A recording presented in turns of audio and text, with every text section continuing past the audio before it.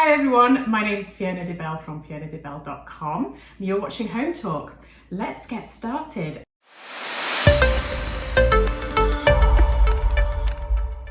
I have got for you today a very cool project using these mirrors.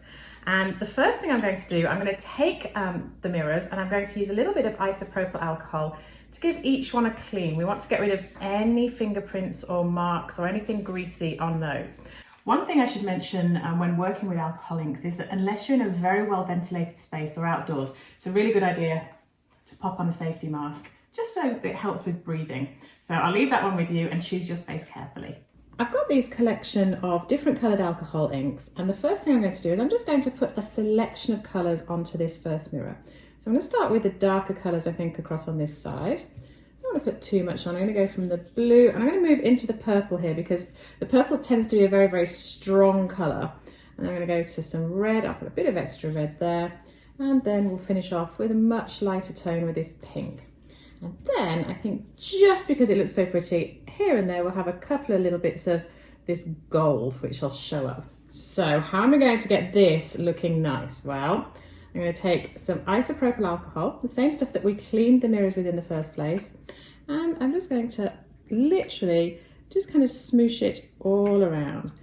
I'm using the dropper just because I have a little bit more control over the amount of alcohol that comes out if I do that and where I actually direct it. So I've squirted that onto there.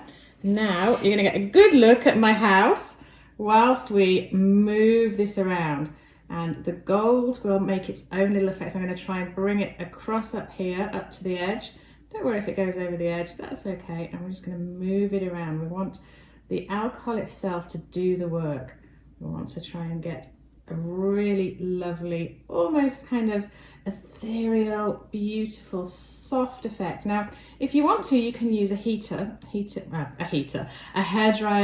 or a heat gun to do this for you, but I really like the softness that you get by moving the alcohol around on the mirror itself.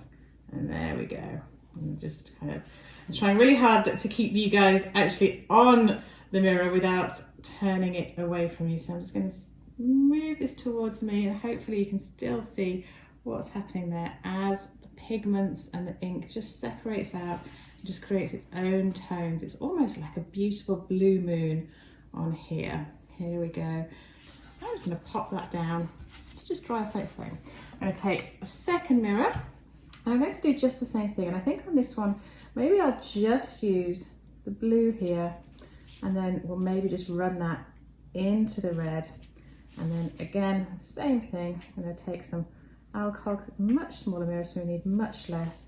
Tiny little drop of the gold here and there. And then exactly the same thing. We're just going to allow it just to do the work for us. The alcohol ink does all of the hard work, creates the pattern, creates the image. One thing that's great about doing this on mirrors is that as you do it, if there's any part of it that you don't like, we can just simply wipe it away using some isopropyl alcohol.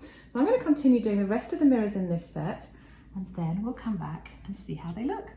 If you want to, if you haven't got the patience to wait for the alcohol to actually dissipate itself, you can take a dryer. And I'm just going to show you just how you can do it on here, just on one of these, so you can see there's a difference that it makes. And just walking around and you can see the gold just shows up there and you can really kind of make some nice pretty patterns.